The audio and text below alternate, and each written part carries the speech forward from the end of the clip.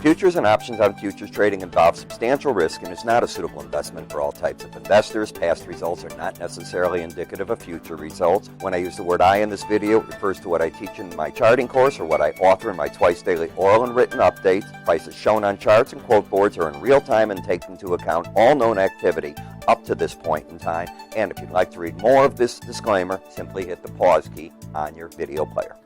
Good morning. Ira Epstein of Lynn & Associates with your morning flash update for this Tuesday, the 25th of April, 2017, about 9:15 a.m. Central Daylight Time. It's a day full of news. As you can see, NASDAQ, new all-time high. We're up strong in the Dow. Earnings beats all over the place. Caterpillar, McDonald's, Eli Lilly, Alcoa. It's just one after the other, so this is a good day for the stock market. You're seeing that.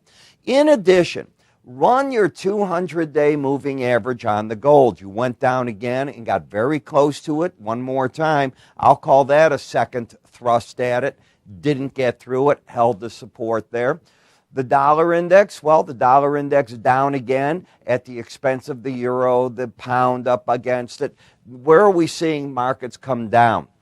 We're seeing the safe havens, such as the Japanese yen, U.S. bonds and notes. That is where you're getting your sell-off. Not much of a bounce here so far in the crude. The market's obviously waiting today for the API numbers. We'll get those at about 3:30 in the afternoon, but still selling pressure across the board there. The softs, which were down yesterday, getting a little bit of bounce. The cocoa, coffee, and the sugar markets, nothing really there to write about. And in the grain markets, we're going to be waiting to see in those overall if the rains that are forecast now due to start in the Midwest tomorrow, and big rains we're talking through the weekend, what impact they'll have on the corn crop that's already planted. About 20% of the crop is in. Will it have to be replanted or not? Still early in the season. It's easy to make that all up. In terms of, let me get to the right button here, in terms of the day's news, the Conference Board, U.S. April numbers, 140.6. The prior month was revised down, up to 143.9 from 143.10. The Consumer's Expectation Index was 106.7. That's down from the prior month. They're not expecting that much, but look what we've got going on. The debt ceiling, all kinds of things going on here. Consumer confidence, 123, expected 122. Still a good number, nothing wrong with that. You want to see blowout? Look at the March new home sales. New home sales up nearly 5.8%, 621,000 annualized. New home inventory, 5.2 months. New home sales price, well, that came off a little bit, and that's good. It's going to make it more affordable. Now, part of this has to do with that surge we had in interest rates in March, the pullback and people going through the door saying, you know something, spring is here, I want to get that home. The Case-Shiller numbers were up again 0.5% from the prior month, and from a year ago they were up 5.9%. They expected 5.8%, so that's in line.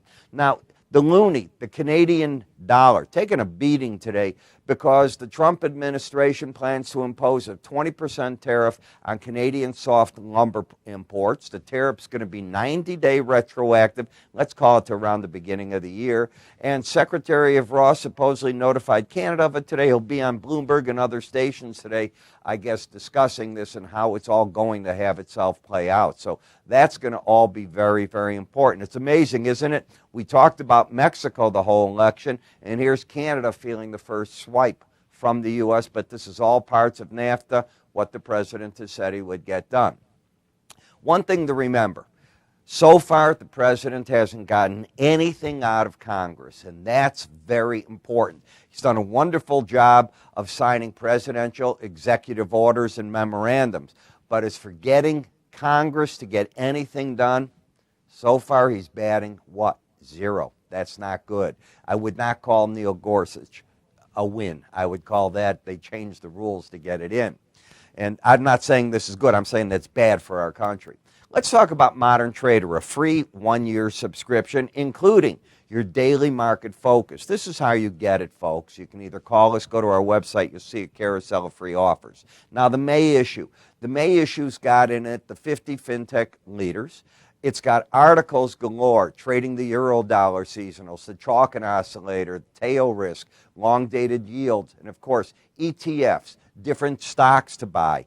How do you play the options on different trades, derivative trades. So it's something for everybody. ETF traders, this is a heaven for you. And if you're a technician, without one of those magazines that it talks way over your head, this talks to you. Very, very different, easy to understand. $79 value, free through us.